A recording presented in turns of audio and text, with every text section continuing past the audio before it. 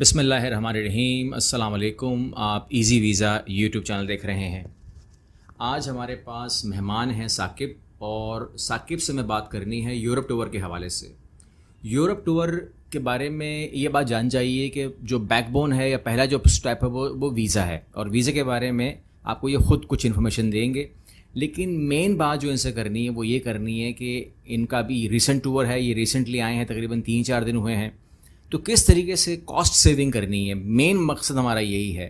तो हम इनसे बात करते हैं अभी कि इन्होंने जो अप्लाई किया वीज़ा उसमें क्या इनको करना पड़ा, कैसे करना पड़ा, और इन्होंने क्यों वीज़ा भी अप्लाई किया यूरोप का, और लग क्यों गया इनका वीज़ा, इनके पास क्या ऐसी चीज़ें थी जो लगा, और उसके बाद उन्होंने ट्रैवल किया एज अ पाकिस्तानी। तो ये रिसेंट बातें हो रही हैं, तो इनसे हम बात करते हैं वीज़ा के हवाले से। जी अस्सलाम वालेकुम। जी वालेकुम सलाम, कैसे हैं आप? ठीक है, ठीक ठाक। अच्छा जी। रिसेंटली कोई जनवरी के एंड में हमारा प्लान बना यूरोप का।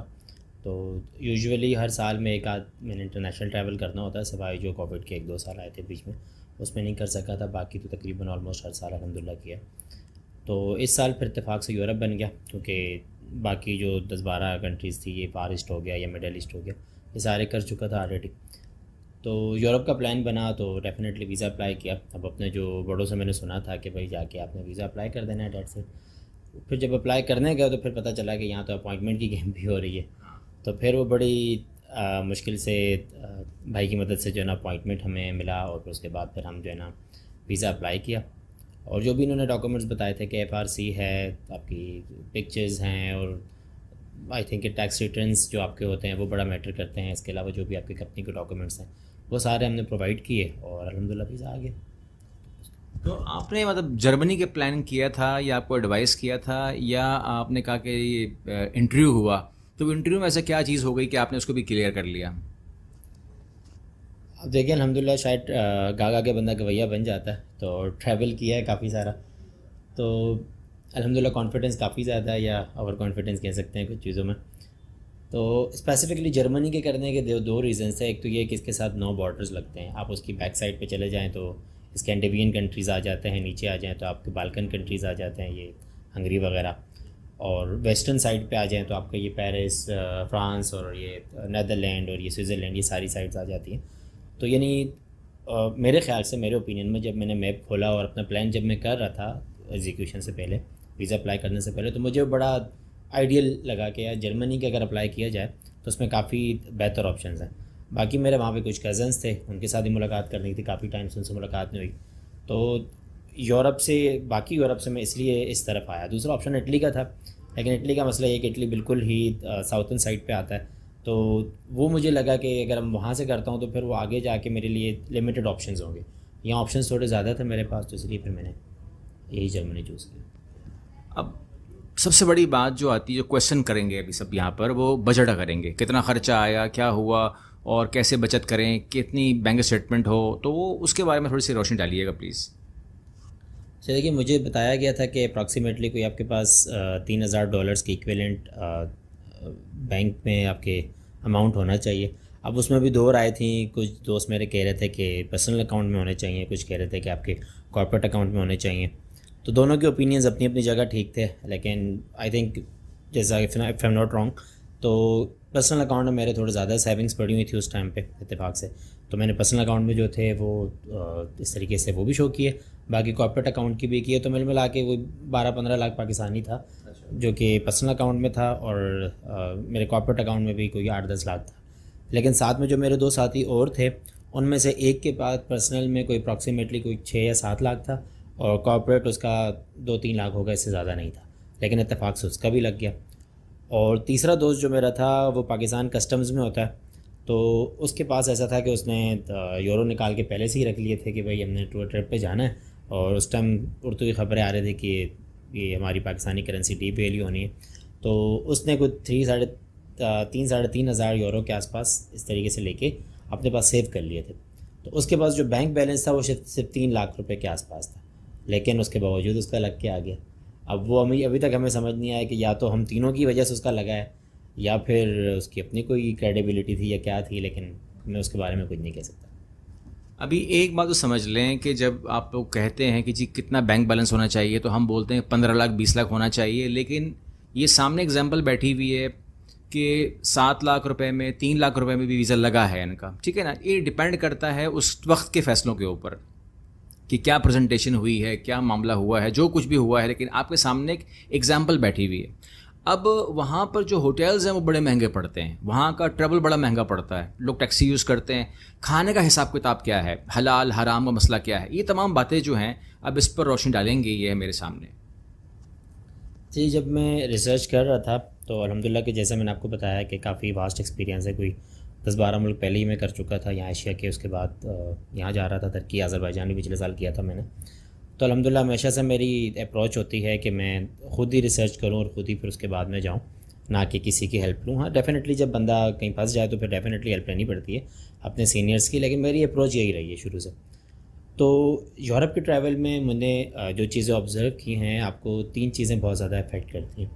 एक तो डेफ़िनेटली आपकी ट्रांसपोर्टेशन, ठीक है। जब आपने एक शहर में चले गए तो उस शहर में रहते हुए आपने ट्रांसपोर्ट एक जगह से दूसरी जगह कैसे करना है, तो ये बहुत बड़ा मैटर करता है। एक साइड की टैक्सी आपको 12 से 15 यूरो की पड़ जाती है। अब अल्टीमेटली अगर आप एक दिन में 6 टैक्सीज़ ले रहे हैं या 4 टैक्सीज़ भी ले रहे हो तो 60 euro is a huge amount.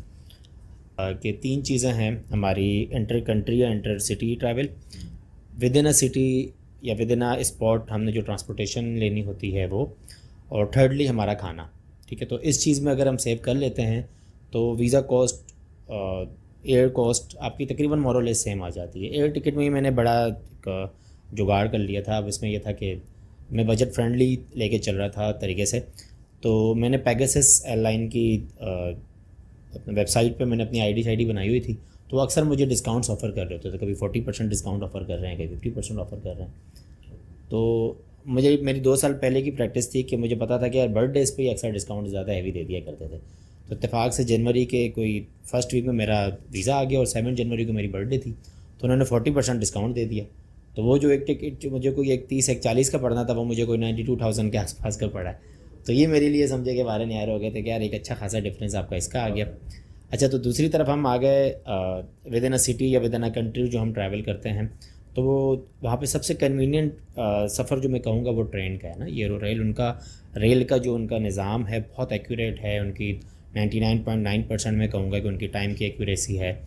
Even website पे और आपके मोबाइल की नोटिफिकेशंस पे आपको यही पता चल जाता है कि कौन से प्लेटफॉर्म पे ट्रेन आ रही है और कौन से प्लेटफॉर्म पे कौन सी साइड वाला गेट खुलेगा। लेफ़्ट साइड वाला गेट पे आपने एंटर होना है या लेफ़्ट साइड वाले गेट पे एंटर होना है।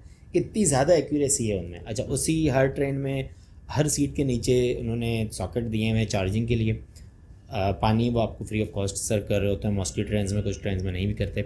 वॉशरूम्स हर ट्रेन में होते हैं और बहुत ज़्यादा कंफर्टेबल होती है। सामने एलसीडी लगी होती है जहाँ आपकी नेक्स्ट डेस्टिनेशन और किस किस जगह पे किस किस टाइम पहुँच रही है, स्पीड क्या चल रही है ट्रेन की, तो वो भी सारी आ रही होती हैं। अब उसमें कुछ रीजनल ट्रेन्स हैं, कोई हाई स्पीड ट्रेन्स हैं, ठीक है। तो दोनों में आपका सफ़र हो रहा होता है। अब अगर आपने जैसे आप चले गए डायरेक्टली और आपने सफ़र स्टार्ट किया, आपने बिलफर्ज जैसे हम लोग फ्रैंकफर्ट गए, फ्रैंकफर्ट से हमने स्टुटगार्ट आए, स्टुटगार्ट से फिर हम वापस फ्रैंकफर्ट आके फ्रैंकफर्ट से फिर हम गए हैं एम्स्टर्डम गए, एम्स्टर्डम से हम पेरिस गए। तो ये सारे ट्रैवल अगर हम वैसे करते, अगर समझें कि हम टिकट लेके परचेज़ कर रहे होते, तो डेफिनेटली आपको टिकट बड़ा महंगा पड़ता है। एक टिकट आपको 90 यूरो 100 यूरो के आसपास पड़ता है। अब अगर वो अर्ली मॉर्निंग जो बिज़ी हार्स नहीं है उसमें आप ट्रैवल कर रहे हैं या लेट नाइट ट्रैवल कर रहे हैं, तो फिर शायद आपको थोड़ा सस्ता पड़ जाता है, फिर भी 40-50 यूरो का ऑन एवरेज पड़ रहा होता है।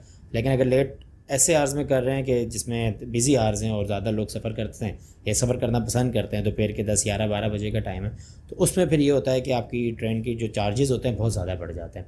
सेकेंडली ये है कि आप यूरोप में हैं, आप एक टाइम पे 7-8 कंट्रीज़ कर सकते हैं। अगर आपके पास 20-25 दिन है तो डेफ़िनेटली आपके पास एक फ्रीडम होना चाहिए कि आप अगर आपने थोड़ा बहुत प्लान चेंज कर रहे हैं, आपने 2 दिन पेरिस जाना था लेकिन आपको एक जगह ज़्यादा पसंद आ गई, आपने वहाँ के होटल कैंसिल किए और आप स्विट्ज़रलैंड में रुक गए 2 दिन मज़ीद के लिए, तो ऐसी बॉन्डिंग ना हुई कि यार हम तो टिकट ही परचेज़ कर चुके हैं, अब हम क्या करेंगे। ठीक है, आपने फ्री कैंसिलेशन वाले होटल बुक करवाए हैं, आपने होटल कैंसिल किया, स्विट्ज़रलैंड में होटल करवाया या कोई जो भी काउच आपका है वो करवा के आप इस तरीके से आगे की कैंसिलेशन करवा दें, ये एक अच्छा ऑप्शन होता है। अगर आप बस की तरफ जाएँ तो बस भी एक अच्छा ऑप्शन है, लेकिन उसमें थोड़ा बंदा एग्जॉस्ट हो जाता है क्योंकि आपको पता है कि सीट पे लिमिटेड होकर बैठना है। वॉशरूम बस में होती है, वहाँ भी चार्जिंग सॉकेट्स होते हैं, बुरा निज़ाम नहीं है, लेकिन बस ने डेफिनेटली ट्रैफिक में फंसना भी है और उसने टाइम रिलेटिवली ज़्यादा लगाना है। जहाँ ट्रेन आपके 3-4 घंटे लगा लिए, वहाँ पे बस आपके 8-9 घंटे लगाती है। अगर आप बाय एयर जा रहे हैं तो फिर डेफिनेटली एयर टिकट भी आपको बड़ा सस्ता पड़ जाता है, 60-70-80 यूरो का आपको नॉर्मली पड़ जाता है विद इन अ कंट्री। लेकिन मसला ये है कि आप अपने होटल से एयरपोर्ट जाते हैं और जिस जगह आप जा रहे हैं वहाँ आप एयरपोर्ट से होटल जाएंगे तो डेफिनेटली उसके भी चार्जेस लगने हैं। आप लगेज के साथ आप जा रहे हो तो बड़ा मसला होता है। जबकि रेलवे स्टेशन जितने भी हैं वो आपके बिल्कुल सेंट्रली लोकेटेड हैं और वहाँ बहुत सारी एयरलाइंस में लगेज शामिल नहीं होता, आपको लगेज अलग से परचेज़ करना पड़ता है। जबकि ट्रेन में आपको लगेज का इशू नहीं होता, आप जितना लगेज है आप जाके ले जाएँ, कोई मसला नहीं। तो मिल मिला के मुझे पता चला कि आखिर में जो आइडियल मोड ऑफ ट्रैवलिंग है यूरोप में वो यूरो रेल का है, जो उनकी रेलवे का निज़ाम है और ऑलमोस्ट हर कंट्री में चलती है, स्पेसिफिकली जो वेस्टर्न साइड है इनकी। तो अब इसमें फिर मेरे पास दो ऑप्शंस थे कि या तो हम वहाँ जाएँ और वहाँ टिकट ख़रीदते रहें, और दूसरा फिर मुझे एक लकली बड़ी अच्छी चीज़ अपनी रिसर्च के दौरान नज़र आई, वो यूरो रेल का पास है। अब वो यूरो रेल का पास आप ये है कि आप एक पास ले लेते हैं और बाद में मैं इनको स्क्रीन रिकॉर्डिंग करके भाई साहब को मैं भेज दूँगा इंशाल्लाह कि कैसे आपने टिकट बुक करना होता है। यूरो रेल का पास आप ले लेते हैं, वो आपको एक पास नंबर जनरेट करके दे देते हैं, वो आपने अपनी रेल प्लानर एप्लीकेशन पे इंसर्ट करना है। इंसर्ट करने के बाद आप अपना टिकट ख़ुद बना रहे होते हैं, ठीक है। अब आपने अगर बिलफर्ज़ फ्रैंकफर्ट से आप जा रहे थे एम्स्टर्डम, आपने 10:26 की टिकट करवाई और बिलफर्ज़ आपसे किसी भी वजह से ट्रेन मिस हो गई तो आपको कोई मसला नहीं है भाई, टिकट ही आपने 11:26 वाली करवा ली, 12:26 वाली करवा ली, 1:26 वाली करवा ली।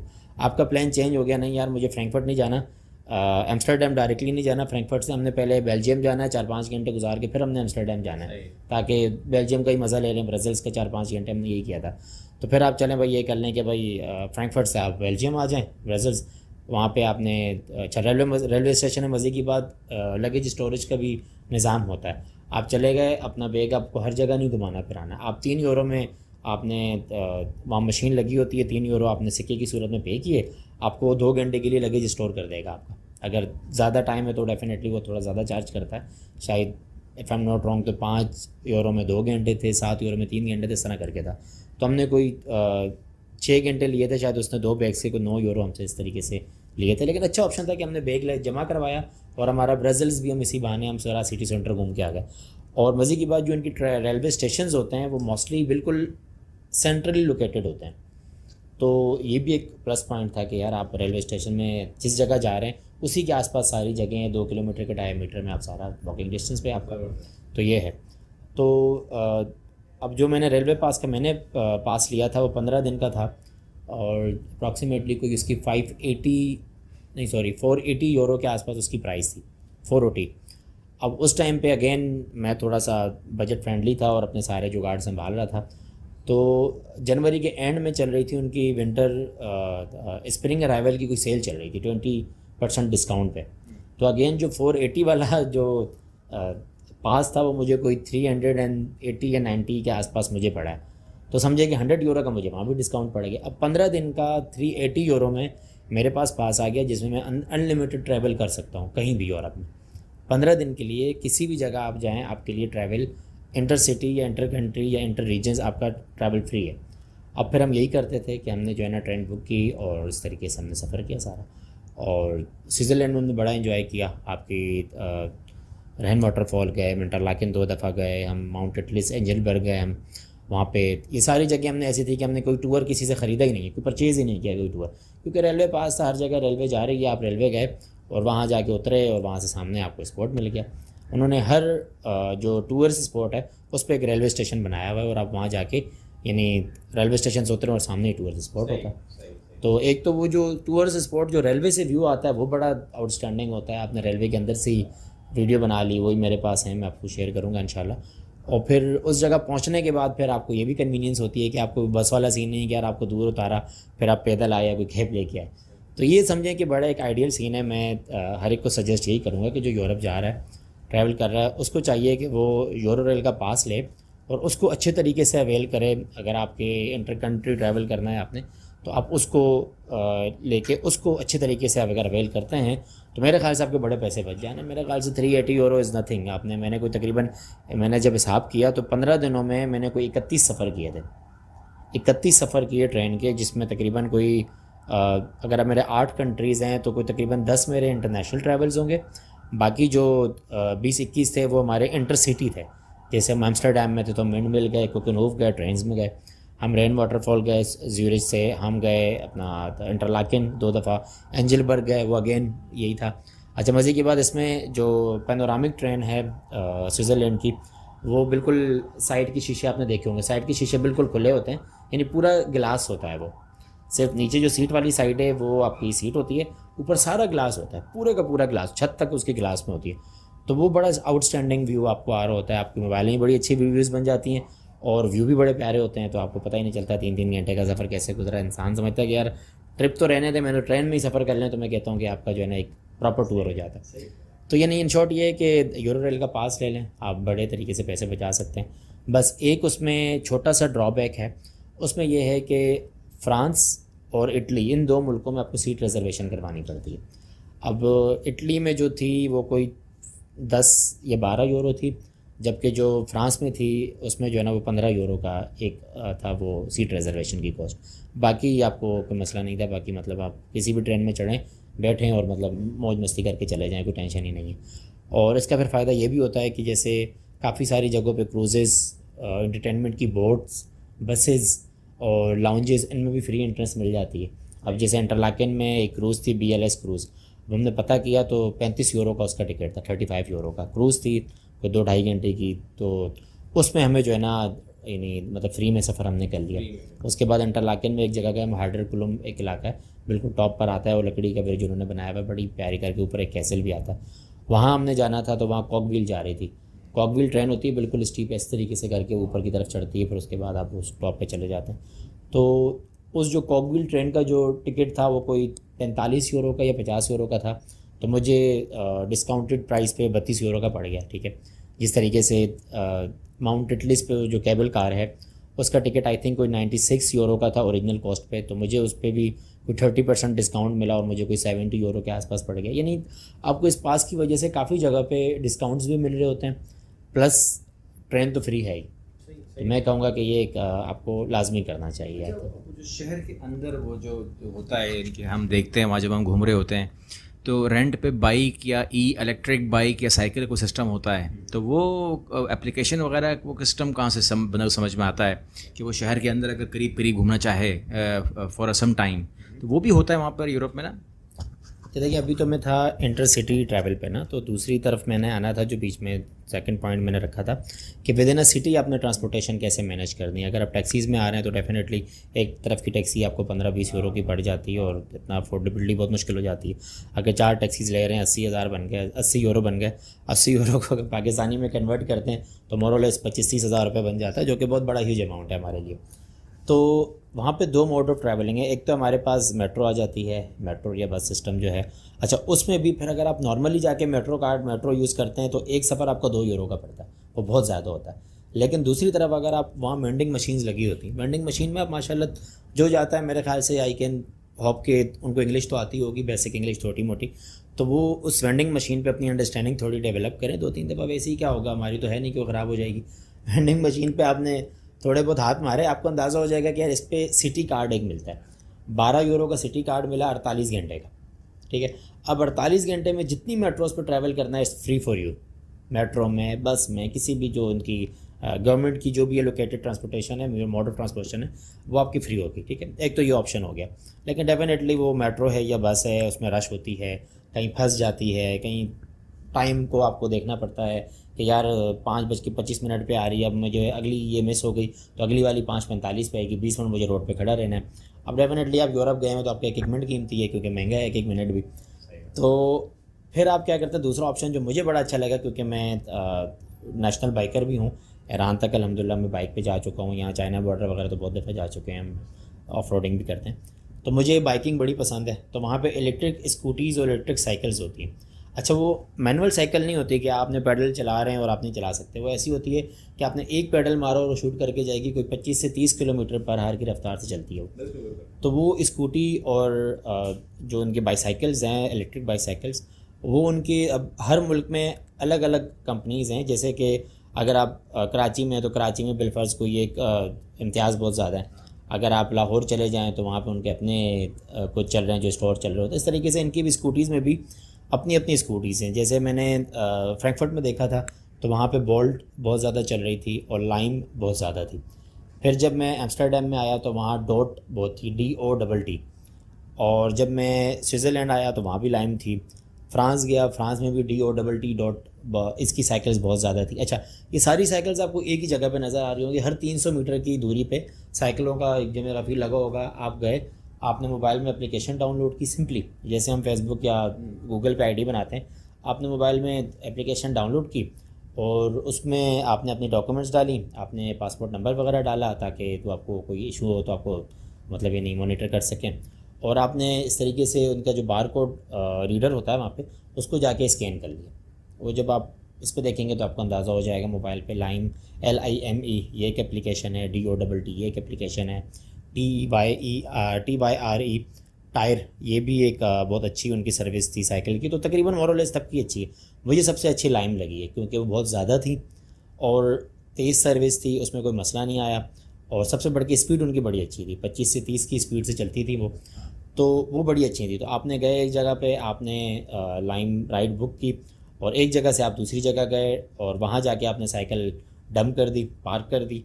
उसके बाद आप उस जगह को घूमे फिरे, फिर जो जगह के आपके करीब है, लाइम आपने लिखा गूगल पे, आपको बता देगा यार 100 मीटर या 50 मीटर दूर है। 50 मीटर दूर जाके आपने दोबारा दूसरी स्कूटी बुक की, फिर आप तीसरी जगह गए, तीसरी जगह अगेन आपने डंप की, फिर आपने घूमा फिरा, फिर उसके बाद दोबारा साइकिल लेके इस तरीके से करते करते आप अपनी लोकेशन पे आ गए। तो वो आपके होटल से लेके ऑलमोस्ट हर लोकेशन तक वो साइकिल्स के जो है ना, यानी पार्किंग के लें या अड्डे के लें, वो मौजूद होते हैं, तो कोई इसमें भी परेशानी नहीं होती है। अच्छा, उसमें भी फिर एक जुगाड़ है मैं जो आपको कहूँगा कि आप कभी भी राइड बुक ना करें एग्जैक्टली कि यार आपने यानी डायरेक्टली राइड बुक कर ली तो फिर वो एक एक राइड 6-6, 7-7 यूरो की पड़ रही होती है। दूसरी तरफ अगर आप उनके पासेस पे जाते हैं, जैसे कि पैकेजेस होते हैं, जैसे हम लोग नॉर्मली एक कॉल करें तो शायद 2-3 रुपए की पड़ेगी, लेकिन हम पैकेज कर लेते हैं जोंग वगैरह को तो हमें हज़ारों मिनट्स फ्री मिल जाते हैं। तो इस तरीके से उनके पासेस की भी इस तरह के पैकेजेस होते हैं। अब आप देखें कि आपने 2 दिन है आपके पास, 3 दिन है या 1 दिन है। 1 दिन है तो डेफिनेटली 100 मिनट्स मेरे ख्याल से काफ़ी हैं। 2 दिन है तो 200 मिनट्स ले लें, 150 मिनट्स ले लें। तो उस हिसाब से जैसे मैं क्या करता था, फ्रैंकफर्ट में मुझे मिले थे आई थिंक कोई 8 यूरो में 60 में 2 घंटे मिले थे मुझे 8 यूरो में 120 मिनट्स और 4 राइड्स मिली थी। तो मैंने बड़ी इन्जॉय की। फ्रांस में मेरे को मैंने की थी, वहाँ भी तकरीबन 1.5 यूरो की एक राइड थी और 30 मिनट उसमें थे। तो मैंने उसमें भी 6 राइड वाला एक पास लिया। 6 राइड्स आई थिंक मुझे कोई 9 यूरो या 10 यूरो में पड़ी हैं और उसमें समझो 6 राइड्स में 3 घंटे थे मेरे पास, यानी एक राइड आधे घंटे से ज़्यादा की नहीं होनी चाहिए। तो इवन अगर आपकी 45 मिनट की भी राइड है, आप 48 मिनट गए, 48वें मिनट में आपने वो साइकिल डंप की, दूसरी साइकिल ले ली, ठीक है। वरना ये चीज़ बहुत आइडियल है, बहुत मैं कहता हूँ कि बेहतरीन चीज़ है ये आखिरी में इनको पूछेंगे हम खाने के हवाले से, क्योंकि जब हम जाते हैं ऐसे इलाकों में तो बिरयानी, कोरमा, निहारी ये तमाम चीज़ें नहीं होती। फिर क्या होता है ये इनसे पूछना है कि बड़ी प्रॉब्लम आती है, बहुत प्रॉब्लम आती है। तो उसको इन्होंने किस तरह फेस किया और इसका हल क्या होता है, यानी कि किस तरीके से आप उसको मैनेज करते हैं। हराम तो नहीं खा सकते ना, तो ये बताएंगे हमको।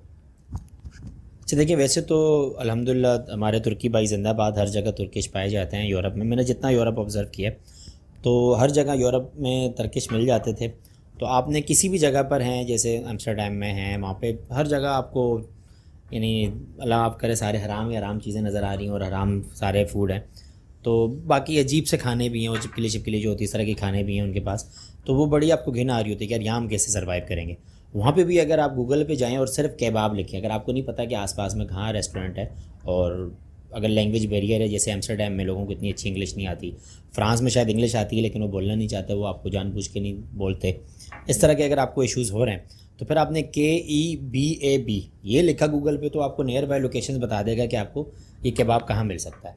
आप उस जगह गए और आपने इस तरीके से कबाब या जो भी उनके डोनर हैं या उनके कबाब शबाब या आपके समझे कोफ्ते शोफ्ते होते हैं, उनके डोनर स्पेसिफिकली मुझे बहुत अच्छा लगता था कि 7-8 यूरो में आपको डोनर मिल जाया करता था। तो ये आप इस तरीके से वो कर सकते हैं।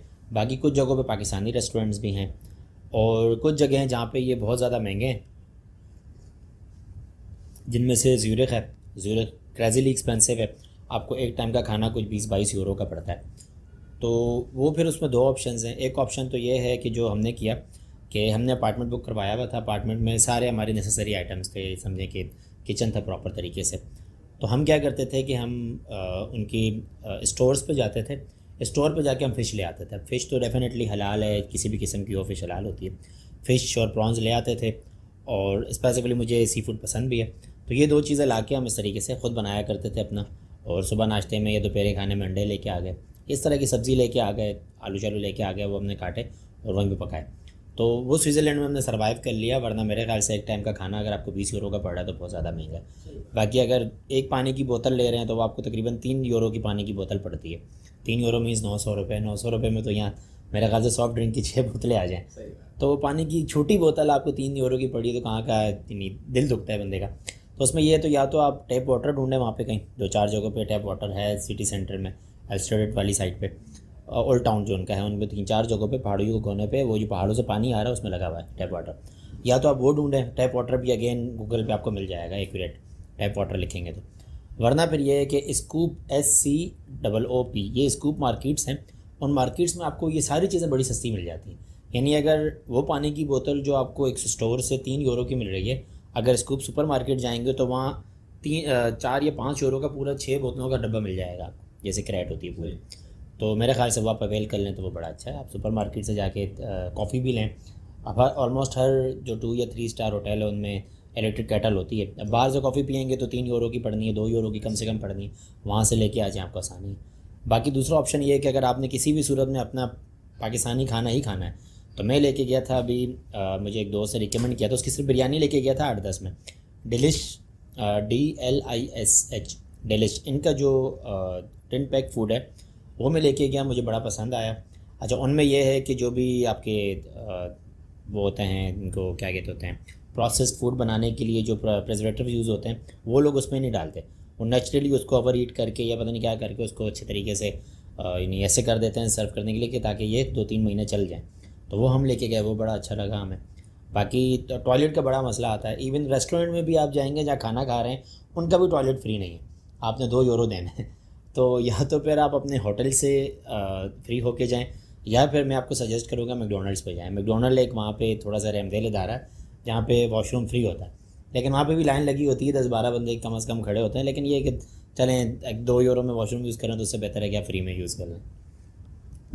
अच्छा, मैं एक बात में ऐड कर दूं कि बहुत सारे मुल्क ऐसे हैं जहाँ मैकडोनल्ड भी फ्री नहीं है, ठीक है। मेरा तजर्बा है उसमें ये होता है कि आपने जो वाउचर लिया होता है ना, जो आपने ऑर्डर दिया होता है, तो जो वाउचर लिया होता है उसके ऊपर स्कैनिंग कोड होता है जो वॉशरूम के ऊपर लगा हुआ होता है मैकडोनल्ड के। आपको वो स्कैन करना होता है, दरवाज़ा खुलता है मैकडोनल्ड का, ठीक है ना। तो ये बिल्कुल ठीक कह रहे हैं कि या तो चार्ज करेंगे वो लोग, और कुछ जो चार्ज नहीं करते वो स्कैनिंग कोड के ऊपर खोल दरवाज़ा, वैसे खोलते नहीं है। और पाकिस्तानी जुगाड़ ये है कि अगर कोई निकल रहा हो बाहर तो वो बाज़ पाकिस्तानी जो है वो हाथ उसमें घुसेड़ देते हैं ताकि वो अंदर चला जाए। ये ऐसा होता है, लेकिन वो ज़ायबत मुनासिब नहीं है।